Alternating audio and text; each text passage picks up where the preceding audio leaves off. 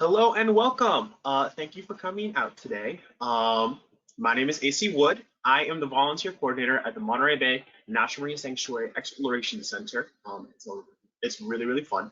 And you are here today because you expressed some interest in joining our volunteer docent program. So I'm going to go over some stuff today. If you have any questions at any time, feel free to type one in, or you can wait to the end and I'll be happy to answer any questions then. Before we get started, I would just like to make sure that you're not having any technical issues. It looks like you have already learned how to do the hand raise thing. Great. And it looks like you already learned how to do the question thing. So I'm going to say that your GoToWebinar is working just fine. So great. If at any point something happens or we disconnect, just let me know and I'll handle it. So before we get too deep into things, I think it'd be helpful if we go over our agenda slightly. So the first thing that we're going to be talking about today is what is a sanctuary in the first place? What is the Monterey Bay National Marine Sanctuary? Then we're going to dive in slightly into what the sanctuary exploration itself is. Then most importantly, what is the role of our volunteer docents? Because that's what everyone is interested in. That's why you are here. What we ask from you as a docent, and also what you can expect from us as staff, what you can expect from our training program, and lastly, our next steps from what we're going to do after we're done with our virtual training. If this sounds good to you, go ahead and raise one hand. If you have any questions about anything, feel more than free to ask. Okay, cool. Looks like we are set to go then. Alrighty, well, first off, let's go over what NOAA is. NOAA is the National Oceanic and Atmospheric Administration. I always accidentally combine those two. National marine sanctuaries are part of NOAA, and there are many agencies under NOAA, including the Fisheries Service and Weather Service, and National Marine Sanctuaries is just a really small agency within there. So we are technically under, oh, not entirely, we are under NOAA, and we are National Marine Sanctuaries. National marine sanctuaries are areas of the ocean protected at a national level similar to national forests on land. They can be protected for various reasons, including ecological reasons, historical reasons, for conservation, or for cultural benefits. We just got one actually that really, really cool. It's a really cool cultural tool. But I digress. So I commonly ask people when they come into the center for the first time, hi there, welcome to the Sanctuary Exploration Center. Is this your first time? Great. Have you ever been to a national forest or park? Yeah, okay, so we're kind of like the little visitor center at a national forest or park. Ours just happens to be underwater.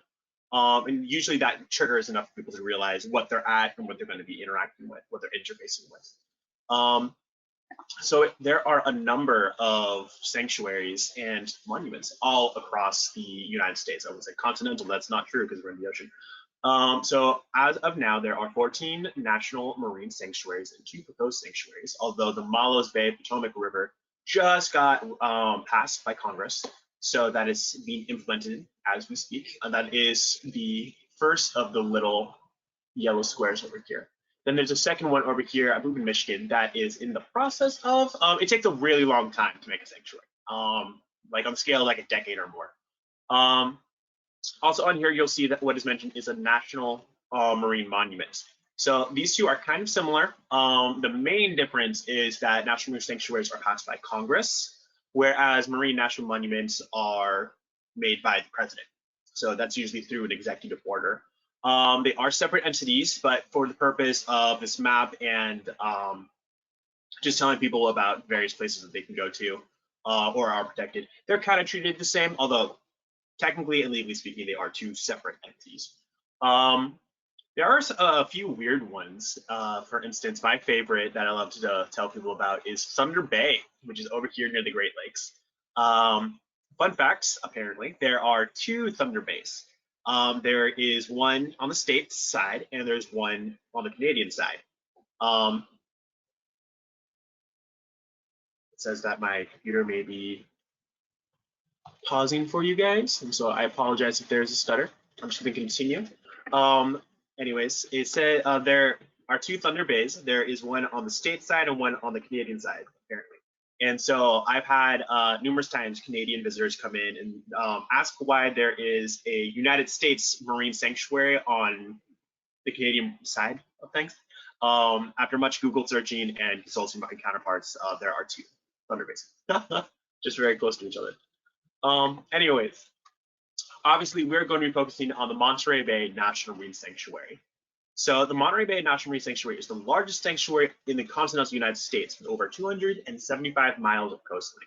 It extends from San Francisco Bay all the way down to Cambria, so just north of Bay proper, and then all the way down here. It also extends out to protect most of the Monterey Canyon and the Davidson Seamount offshore. There's much more to come later in the course about the remarkable areas protected. It's a really long story how this was made in the first place. Even adding you'll see that the Davidson Seamount is like this odd little square out in the middle of nowhere just floating there. That was added after the fact, which is also another really, really cool story. I'll touch on, yeah, okay, we can go a little bit into detail on this. You'll see that we almost have like this 3-lobed shape going on.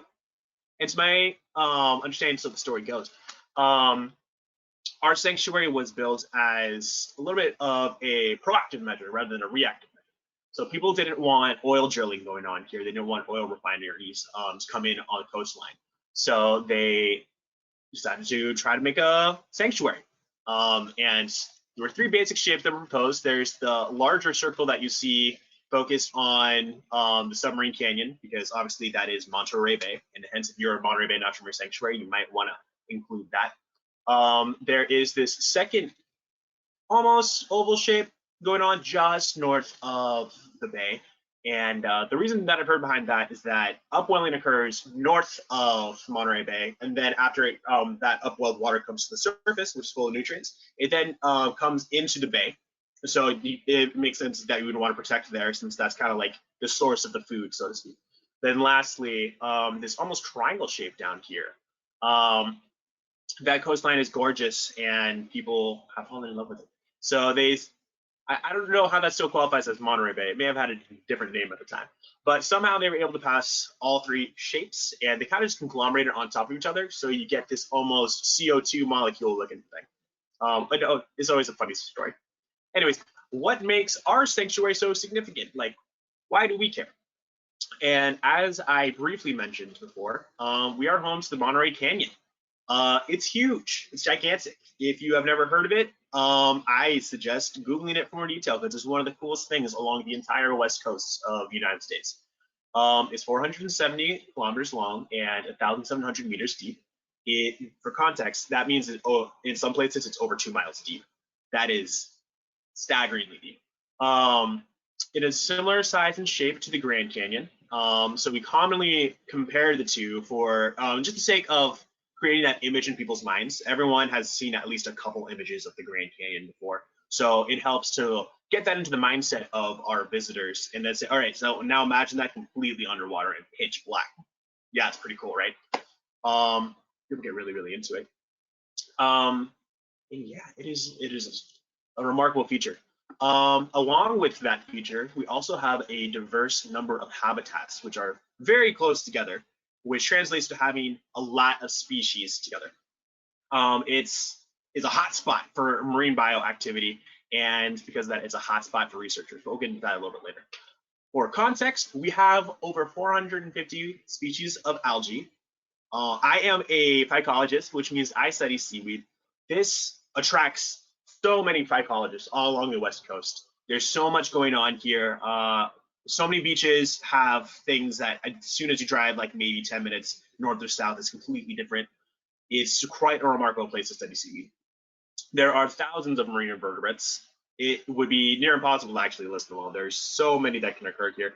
Mussels, clams, jellyfish, sea stars, more than I can, limpets, abalone. There's a lot. Likewise, there are quite a few species of fish. As we have different habitats, you will find some fish that are adapted to more pelagic areas, the open ocean. You'll find some fish that rely on our kelp forests, which are able to grow here because of the features of Monterey Bay.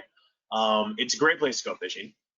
We also have 4 species of sea turtles, including our state marine reptile, the leatherback sea turtle. They are gigantic. And if you have ever come to the Visitor Exploration Center before, we have a cast of a leatherback sea turtle who was he was a juvenile, but he was mostly grown. And every time at work, somebody passes by that and is just staggered and floored by the sheer size of it. They're so much bigger than people think they are. It's always an amazing experience. We also have 32 species of marine mammals, which we'll go into detail on, I promise. And we also have 130 species of birds. To many people, the most important are our charismatic megafauna. So these are really cute big boys. So for instance, we have our gigantic, majestic whales that are visiting. We have our dolphins, of which there are more species than I suspected when I first came here. There's a lot. We have our sea otters, which I have a special story for. And of course, our elephant seals, which are a great ambassador for learning about wildlife. I'm originally from Seattle, and locally, our sea otters are extinct. So the only place I could see them was the Seattle Aquarium. So when I first came down to California and came to Moss Landing, for instance, seeing sea otters in the wild for the first time was surreal. And it was almost like seeing a dinosaur, so to speak. Because it was an animal that I grew up thinking no longer existed. And there it is, just crossing the road, trying to get from one part of the river to the ocean. It was really, really cool. And that's just one out of many countless experiences that people have of being able to encounter such amazing creatures up close in the sanctuary at a safe and respectful distance, though. Also, we have our cultural resources. Records indicate that 463 vessel and aircraft losses occurred within the jurisdiction or adjacent to the boundaries of the Monterey Bay National Marine Sanctuary. And of that, we have found more than 140 shipwrecks / cultural sites within the sanctuary.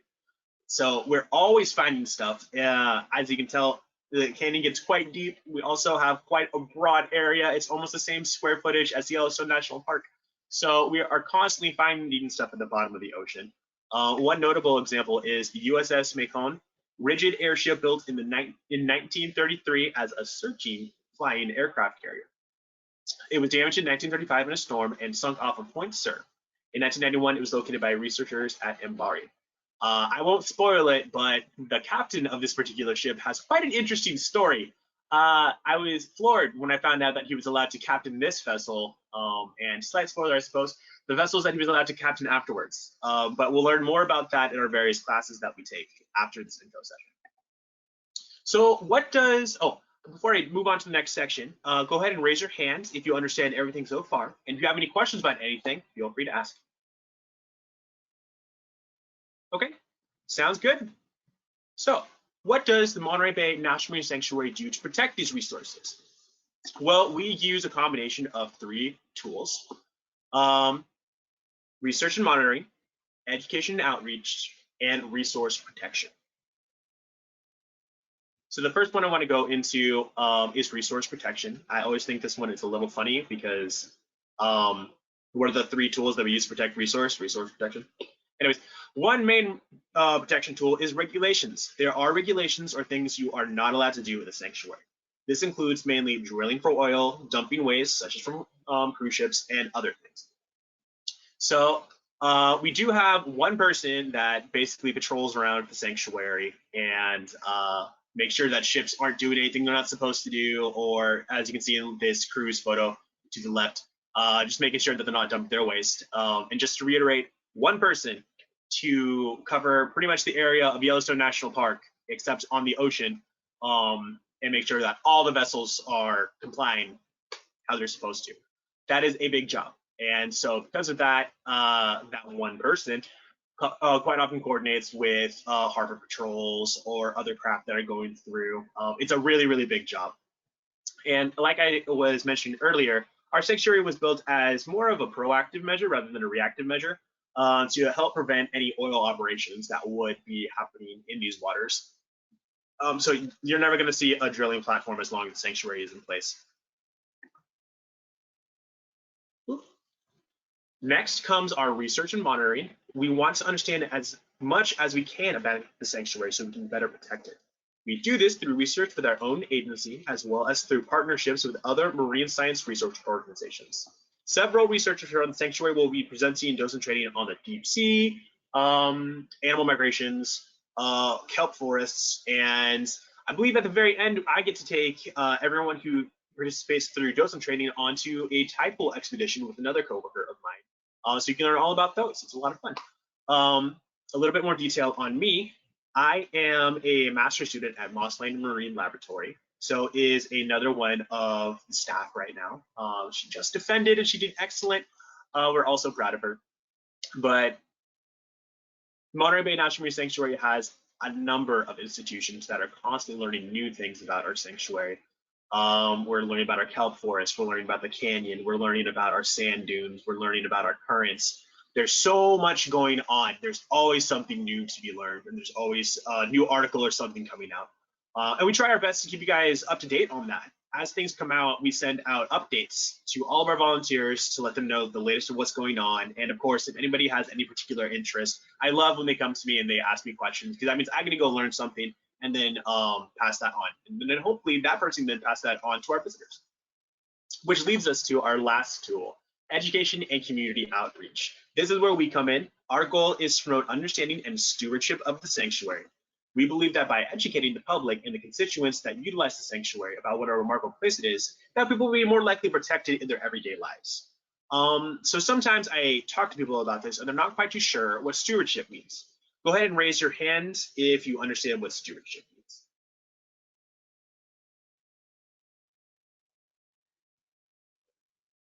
Okay, that's cool. So stewardship in a loose sense is taking care of something. Oh, okay, wonderful.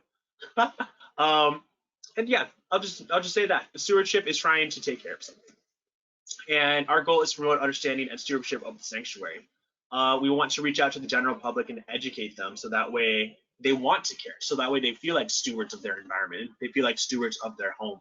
And they can go on after they've left the center and make choices to help protect it.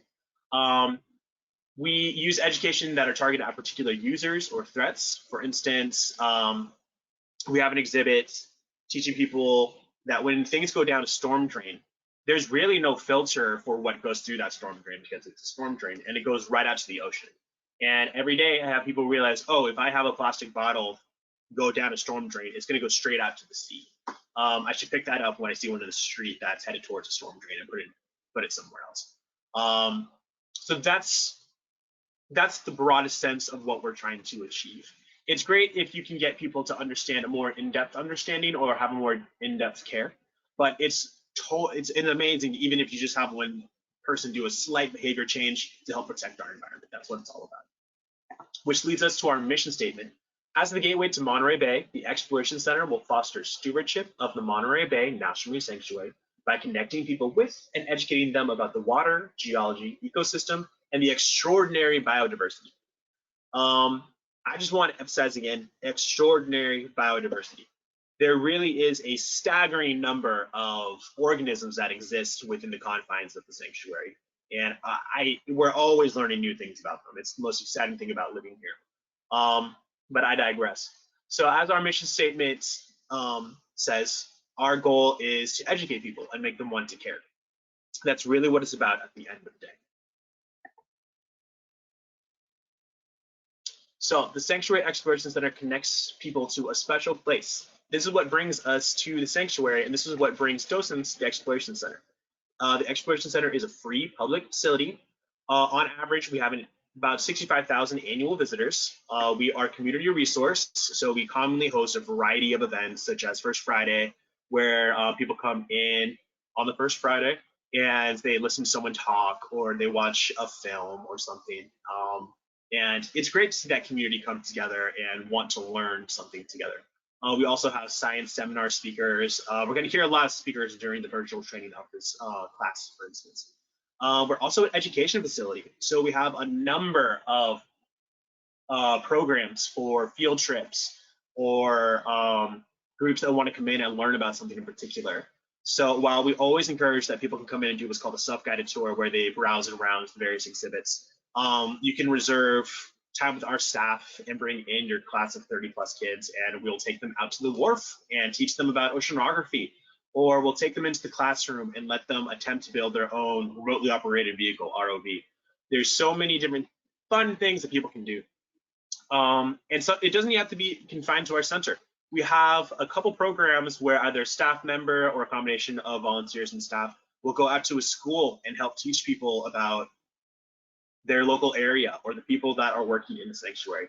We have this one really cool program called Fisherman in the Classroom, where a fisherman will go to a classroom and teach people what it's really like to be a fisherman in modern life throughout the sanctuary, and do it in a respectful way, do it in a way that is good for the sanctuary, that doesn't lose gear. It's a really great program. But to focus back in, what are we going to do as docents? Well, we meet the sanctuary exploration goals by interpreting the exhibits in the natural environment. What that means is that our docents, they greet and welcome guests. They interpret the exhibits of the natural environment, which means telling the story of that exhibit and building a bond between that experience and a person. So, for instance, I was interpreting sea otter slightly earlier by telling you a personal story that I had of my experience of seeing a sea otter for the first time. And hopefully that made you feel a little something inside that made you realize they're special. And maybe you want to go see them too. Maybe you want to protect them too. We assist guests with the various exhibits and answer questions. This can be simple questions like, what's a kelp? Or what's a sea star? Or it can be harder questions like, what is the process that creates the Monterey Canyon in the first place, and is it growing larger? And the majority of your time as a volunteer will be rotating between the front desk, greeting people, and being upstairs helping people with the exhibits. It's a lot of fun. You are also a representative of the NOAA, and the National Marine Sanctuary Program while you're on the floor. So people see you with a sense of authority, and they trust what you're saying, which leads me into what we're looking for in a docent. So the first thing is that we're looking for someone who enjoys people and smiles and is welcoming and is interested in visitors and is a good listener. So this is a really important skill to cultivate over time. Being able to ask people, hey, how's your day? Where are you from? What brings you into the center today? And then listening to what they're saying is obviously inviting on a surface level. But when you get, oh, I'm from Wisconsin, I've never been to the ocean before, I am an electrician, and getting those life details and learning who that person is, it makes your job as a docent and an interpreter so much more effective when you're able to then relate those to the various exhibits. Oh, you're an electrician? Well, guess what? I don't know. This one ship that went down over this one area of the sanctuary failed because the circuitry on board wasn't working properly. And then trying to tie in that person's interest, that person's story into the story of the exhibit, forging those bonds is really important to be a good listener. Which leads me to, it's also important to be friendly, courteous, enthusiastic, and sincere, and able to relate and communicate with visitors of all ages. You never know who's going to come through that door. We are open to the public, open to anyone. We're free admission, and everybody has a different life story. Everyone is coming from a different place. Everyone is a different age. You could very easily be interpreting an exhibit for a 4-year-old and an 80-year-old at the same time. You could be interpreting for teenagers who think they're too cool for everything but still want to learn anyways. You could be interpreting for college students who are trying to figure out what they want to do with their next part of their life. It's really amazing to see who comes through, and also a lot of international guests. It helps to be a good speaker, which we are here to teach you how to be. If you ever have any questions, or if you want to become more proficient with communication skills, then we're more than happy to try to teach those skills to you. It's important that you're able to approach people and get them involved. A big part of being a docent on the exhibit floor is doing the ghost thing behind people, where you're kind of watching them from behind and seeing what they're interested in. And when they come to an obstacle, or you can see on their face that they have a question about something, then stepping in and saying, hey there, it looks like you're having a good time here. How can I help you? Yeah, that can be hard to do, but I promise you, people appreciate it when you provide them the knowledge that they're trying. I'm going to skip to the last one, then come back to the second to last one. A desire to update and increase your interpretive skills. We have a variety of resources that you can use to do that, and nobody's perfect. I think I'm an okay interpreter, but I'm always trying to find new ways to connect people to things. So I love hearing other people's interpretation of exhibits so I can learn little tidbits and incorporate it in my own style. But the most important thing for sure, I would say, is being able to say, I don't know, instead of giving inaccurate or correct or questionable information. You are not expected to know everything. You are not expected to know every facet of every detail of every animal that resides within the sanctuary. I don't expect you to memorize all 463 vehicles or craft that have gone missing within the boundaries of the sanctuary. It's really important to be able to say, I don't know, when someone asks you a question. And the best thing to do in that situation is be like, you know what, we can try to figure out together. And as a unit, go ask maybe another docent or call into a staff member. Hey, I don't know how many species of baleen whale there are. Can you please tell me? And being able to explore that unknown information with the visitor is so much more of an enriching experience than giving them inaccurate information where you just make something up on the spot because it sounds nice, but you're not sure about it. And then possibly that person leaves and tells someone else, and then that misinformation spreads. It's really hard to be comfortable saying, I don't know. But I hope that you can get past that. So then these are a little bit more technical things of what we expect from you as a docent. You need to be at least 16 years old. That's a hard cut. I love when people come in and maybe they're in middle school and they want to become a docent. Love it. I just need you to wait a couple of years, go ahead and cultivate a little bit more life experience and some knowledge and come on back. And I'm excited to see you then. You need to be able to communicate via email. That is my primary way as a volunteer coordinator to reach out to you. This is how I give you your schedule. This is how I double check your schedule. If I don't see you for a long time, this is how I make sure you're doing okay, because I want to make sure that you are healthy. Email communication is very important. Please let me know if you have any questions about this next point. You need to be able to work 1 weekly 4-hour weekday shift or 2 4-hour shifts on weekends monthly. So let's say that I want to work Wednesday opening shifts, then I'm committing to that every week. Or let's say I want to work a Saturday opening shift, then you need to work a minimum of at least 2 Saturdays in a month. You don't have to do it every week like you would if it was a weekday. Go ahead and raise your hand if that makes sense. This is one that a lot of people get a little tripped up on.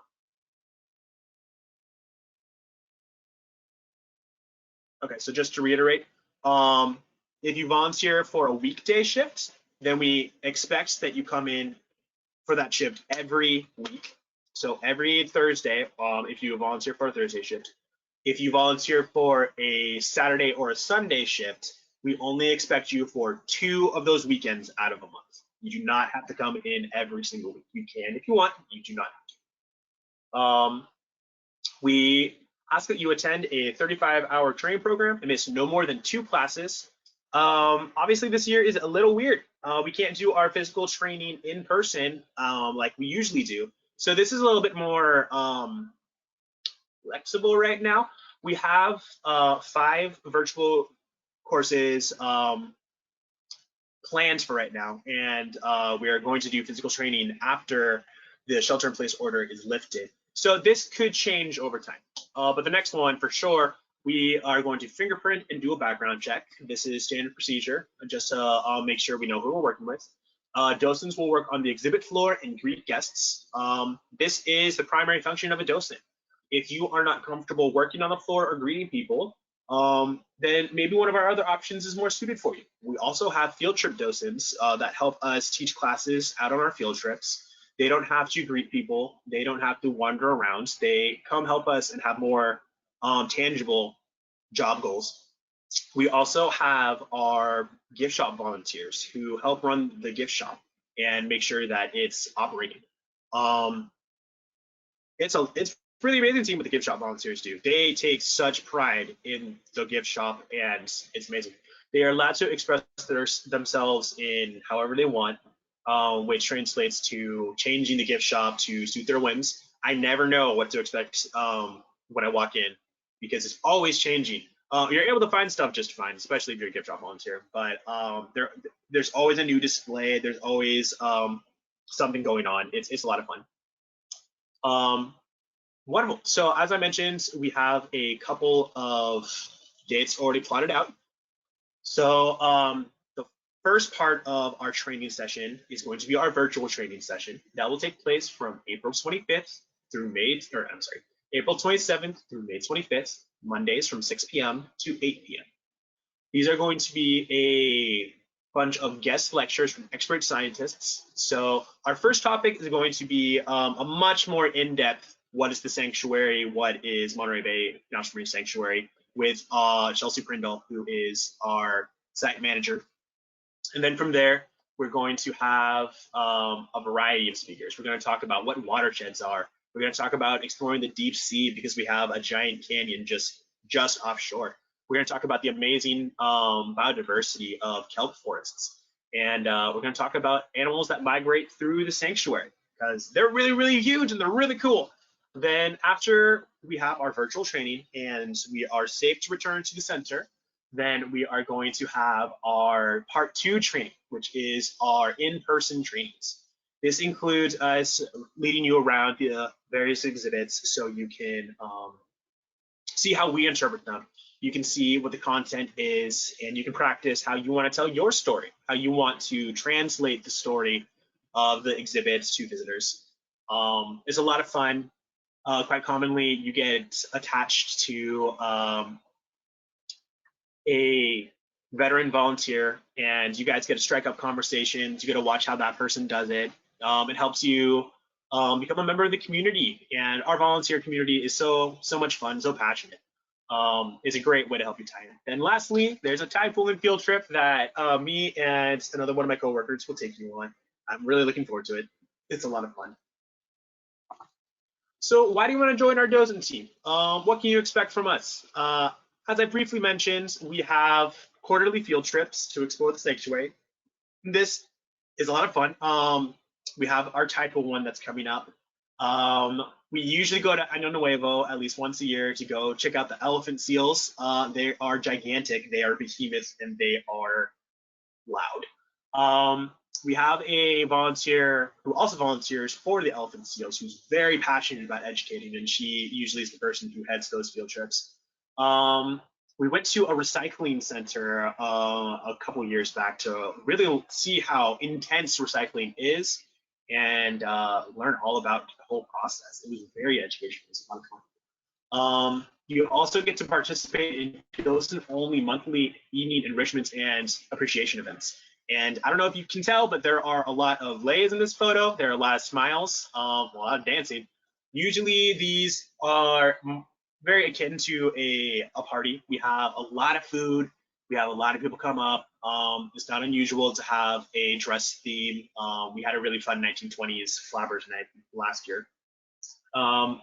And then once everybody has something to eat and everybody's done saying hello, we get to sit down and learn some science. We get to learn new ways to educate people about our sanctuary. It's a really, really great time.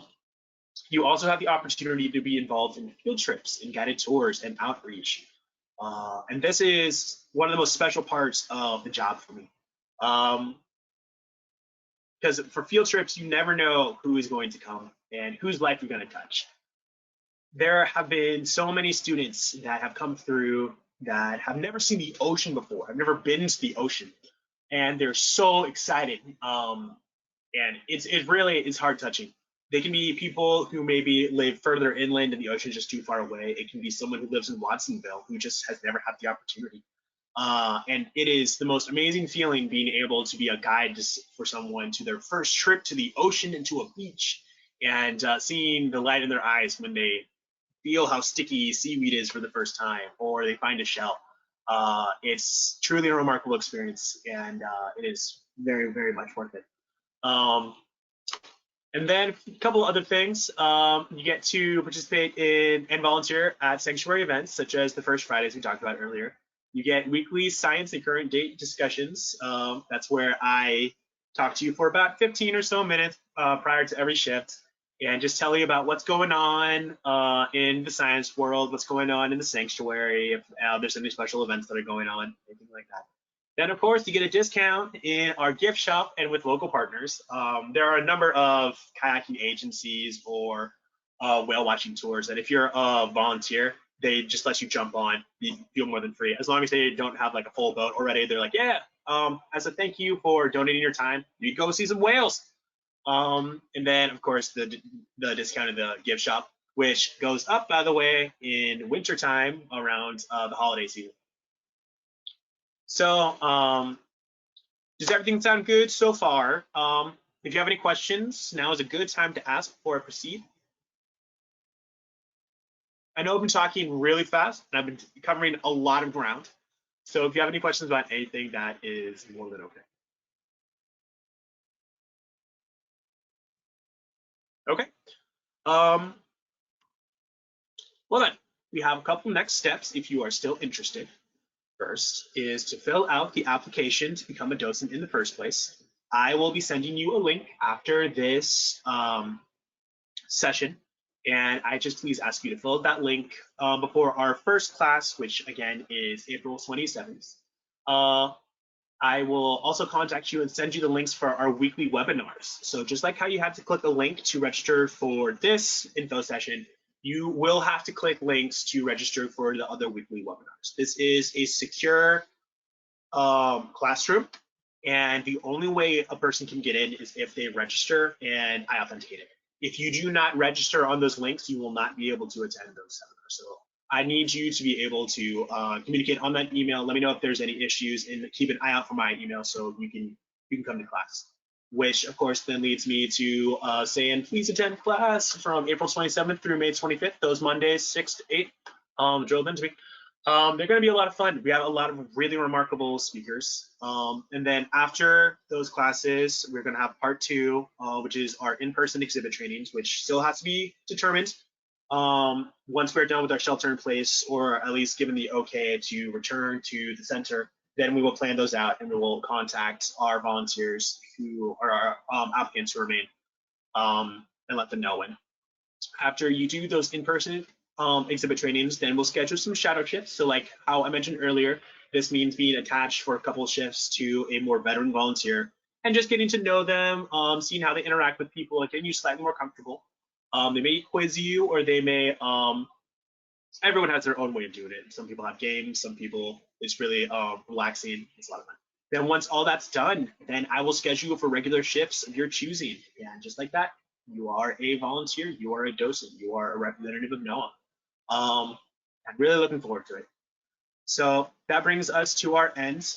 I'm more than happy to answer any questions that any of you may have. And if you come up with questions afterwards that you need to have answered, please feel more than free to email me. It's ACUY, that's how I spell my name, .wood@noaa.gov. And that same email is the email that sent you the registration links. I'm always more than happy to answer any questions or just chat. I know people are starting to get a little restless since we're sheltering in place, but I'm more than happy to just hang out and talk. So I thank you for giving me your time so I can tell you about the sanctuary and our program today. And I will take any questions at this time.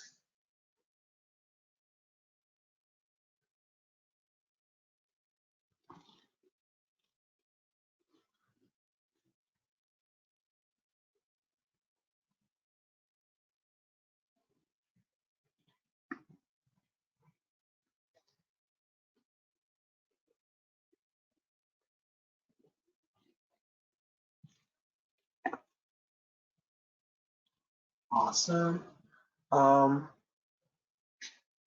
Yeah, no problem. Someone is thanking me for being here early in the morning. No worries. And I am more than happy to include you on that online training. If you need to leave, by the way, or if you have no more questions, just go ahead and send me a quick I'm leaving now in the questions, and I will see you all. Okay, thank you very much.